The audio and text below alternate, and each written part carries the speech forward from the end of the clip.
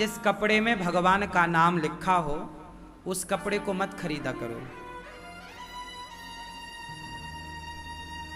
और खरीदो तो उस कपड़े को केवल सिर पे रखो। किसी कपड़े में राधा लिखा है, किसी कपड़े में महाकाल लिखा है, किसी कपड़े में कृष्ण लिखा है, किसी कपड़े में राम लिखा है, तो ये कपड़ा केवल आपके सिर में हो। अब आपके कपड़ा में लिखा है राम और तुमने उसी कपड़े को लपेटा और कपड़े बदल लिए। गीला हुआ तो उसे उतार दिया और पांव के नीचे आ गया। उसका धोया हुआ पानी नाले में जा रहा है। अरे उस भगवान के नाम की एक मर्यादा बनाओ। जिस कपड़े में भगवान का नाम लिखा है उसे कहां यूज करना चाहिए। ये राम नाम ही बनी थी काय के लिए कि जब आप आरती करते हैं, पूजा करते हैं, तो कपड़े को ऐसे राम नाम लिखा हुआ कपड़ा ऐसे सिर पे डालें और आरती उतारे। ओम जय जगदीश हरे स्वामी जय जगदीश हरे। आरती हो फिर इस कपड़े को निकालो, राम नाम लिखा है और ये मंदिर में रख दो। ये नहीं कि इस कपड़े को अब टॉवेल बनाए लपेट लिए, इसी से पसीना पहुंच रहे हैं, है ना, इसी को पांव के नीचे कुचल रहे हैं। ये आप हिंदू हैं, सनातनी हैं, आप ही अपने राम नाम के महत्व को नहीं समझेंगे तो क्या राम नाम के महत्व को पाकिस्तानी समझने आएंगे। ठीक है, अब ठीक है, ठीक है। ऐसा कोई भी कपड़ा मत खरीदा करो जिसमें भगवान का नाम लिखा है।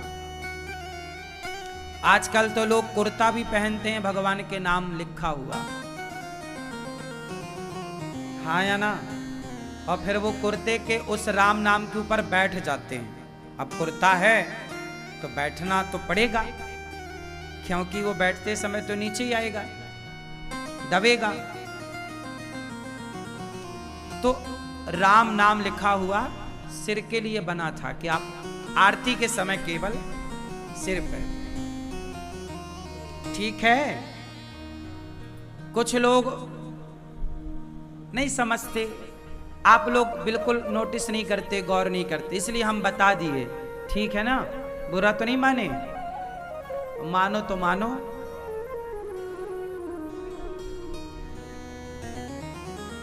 आजकल लोग शरीर में भी लिखवाते हैं, कोई राधे राधे, कोई राम राम।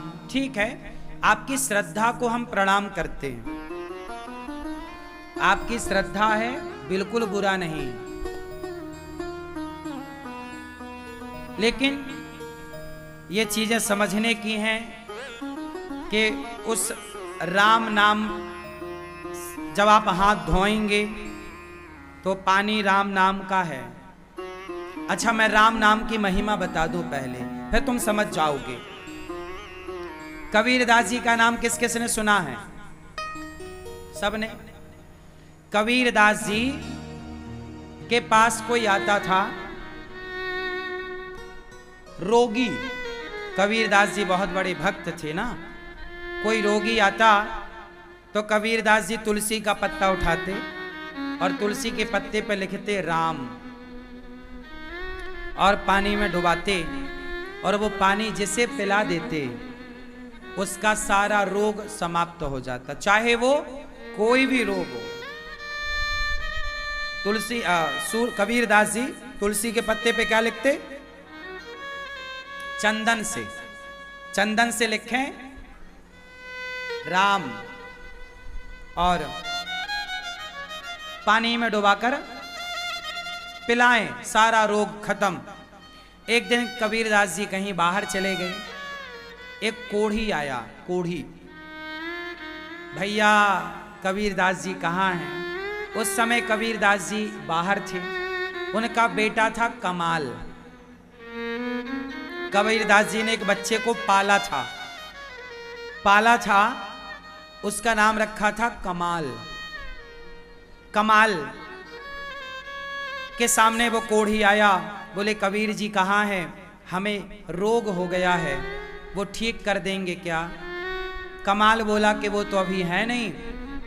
तो वो रोने लगा कि देखो हमारा रोग कैसे ठीक होगा, बड़ा दर्द है, कोढ़ चमड़ी गल गल के गिर रही थी, मावाद से भरा पड़ा था, बदबू उसके शरीर से दुर्गंध निकल रही थी।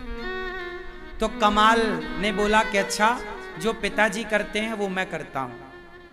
आज पिताजी नहीं थे तो कमाल ने एक तुलसी का पत्ता उठाया और उसमें लिखा राम राम राम राम, 4 बार लिख दिया राम, और पानी में डुबाया और उस कोढ़ी को पिलाया। देखते देखते उसका कोढ़ का रोग सही हो गया, उसका सारा रोग बिल्कुल ठीक।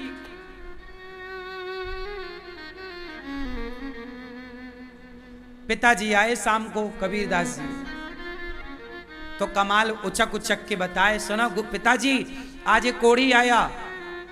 तो फिर क्या किया? बोले मैंने तुलसी का पत्ता उठाया, 4 बार लिखा राम राम राम राम। कबीरदास जी रोने लग गए। पिताजी क्या हुआ? बेटा तूने 4 बार राम क्यों लिखा? क्यों पिताजी, रोग तो ठीक हो गया? कबीरदास जी बोले बेटा क्या तुझे राम के एक नाम पे भरोसा नहीं था जो राम के 4 नाम तुझे लिखने पड़े? अरे तू एक नाम लिखकर उसे पानी पिला देता तो ये महिमा कोई तेरी और मेरी नहीं, कोई तूने और मैंने उसका रोग ठीक नहीं किया, वो तो राम जी ने उसका रोग ठीक कर दिया। 4 नाम की क्या जरूरत थी बेटा? क्या तुझे राम के एक नाम पे भरोसा नहीं है? वो कमाल चरणों में गिर पड़ा। इससे ये सिद्ध हो गया कि राम नाम का जो पानी है, राम शब्द को छूकर गुजरने वाला पानी भी सामान्य पानी नहीं, और आपके हाथ में राम राम लिखा है। इसलिए हनुमान जी की छाती के भीतर अंदर बैठे थे राम। राम को लिखना है तो चमड़ी पे नहीं, हृदय में राम का नाम हो, भीतर हो, अंदर हो। ठीक है आपने लिखवा लिया है, अच्छा है, आगे इन बातों का ध्यान रखिए। ठीक है आप क्या लिखवाई हो मैया? चलो अच्छा है, सीताराम अच्छा है। लिखवाई हो अच्छा है, सीताराम से प्यार हो बहुत अच्छा है। लेकिन मैं तो आपको ये केवल ये कहता हूं कि वो राम से गुजरा हुआ जल, वो भी उसके भी एक अपना महत्व है। अब वो पानी सीधा जाके नाले उसमें वॉशरूम में गिर रहा है, तो ये राम नाम को आप नहीं समझोगे तो कौन समझेगा?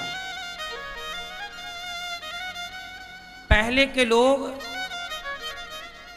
अरे राम का नाम पत्थर पर लिखा और समुद्र में डाला तो पानी में तैरने लग गया। ये महिमा है उस राम नाम की। आजकल लोग अगरबत्ती के पैकेट में भगवान का चित्र बना देते हैं, कई बार बीड़ी के पैकेट में भगवान का चित्र बना देते हैं, बीड़ी भगवान का नाम लिख देते हैं, है ना? और वो सारी चीजें जाके कचरा में पड़ जाती हैं। इसलिए आप सभी सनातनियों को जिस पुर्जे पर, जिस लिफाफे पर, जिस खोके पर भगवान का चित्र बना हो उसे आप ना खरीदें, क्योंकि आप उसका प्रयोग करके, अब जैसे कई जगह मिठाई का डिब्बा है, उस मिठाई के डिब्बे पे गणेश जी का चित्र होता है, मिठाई खा गए और वो डिब्बा जाके कचरे में डल गए। अब गणेश जी कहां चले गए? कचरे में। हाँ या ना? अखबार में भगवान राम का चित्र छपा, उसी अखबार को उसी अखबार में राम के चित्र के ऊपर समोसा रख के खा रहे हैं, बिछा करके बैठ रहे हैं। ये सब किसकी जिम्मेदारी है? हमारी और आपकी। जब आप लोग ऐसी चीजों को खरीदेंगे नहीं तो अपने आप ऐसी चीजें बननी बंद हो जाएंगी, और बननी बंद होंगी तो मर्यादाएं स्थापित हो जाएंगी। अभी कोई मर्यादा नहीं है। अभी अगरबत्ती बनाने वाले को लगता मेरी अगरबत्ती बिक जाए, तो अब उसके चक्कर में भगवान का चित्र, भगवान का नाम सब लिखता है, और बाद में वो अगरबत्ती कचरे में जाती है। और ऐसी तमाम चीजें जो आप सब जानते हैं। सही है कि गलत है ना? भगवान का चित्र जिन्हें हम मंदिर में पूजते हैं, यदि उनका चित्र कचरे में पड़ा है तो ये सही है कि गलत है? बोलो, क्या इसके बिना व्यापार नहीं हो सकता? उत्तर दो। भगवान का चित्र लगाए बिना, अरे दुकानदार भगवान का चित्र अपनी दुकान में लगाए पूजा के लिए। दुकानदार अपने दुकान में भगवान का चित्र लगाए, भगवान की पूजा करे, ये तो सही है। पर पॉलिथीन में भगवान का चित्र छाप दे तो वो प्लास्टिक पॉलिथीन तो कचरे पे जाएगी। सही है? तो आप लोगों को इन बातों का पूरा ख्याल रखना चाहिए। ऐसा कोई भी प्रोडक्ट ना खरीदो बाजार से जिसमें भगवान का चित्र हो या भगवान का नाम हो। ठीक है? और जहां तुम्हें भगवान का नाम दिख जाए, जमीन में पड़ा हुआ भगवान की मूर्ति, उसे उठाओ, अपने पास रखो, कोई बढ़िया स्थान देखकर विसर्जित कर दो। इन चीजों को विसर्जन कैसे करना चाहिए? जैसे आपके घर में लड्डू गोपाल जी हैं, पुराने कपड़े हो गए, 4 साल पुराना कपड़ा है, 6 साल पुराना कपड़ा है, क्या करें? नदियों के पास जाओ, गहरा सा गड्ढा खोदो 2 फीट का, उस गड्ढे पे भगवान जी के पुराने कपड़े विसर्जित कर दो, ऊपर से बालू डाल दो। पुरानी माला है, जैसे आप भगवान को रोज माला पहनाते हो तो प्रसादी माला रोज निकलती होगी, भगवान को उतारते हो ना माला शाम को। मंदिर की साफ सफाई तो पुष्प निकलते हैं, उनको इकट्ठा करो। वो पुष्प भी जो भगवान पे चढ़ा है वो पांव के नीचे नहीं जाना चाहिए। वो गड्ढा खोदो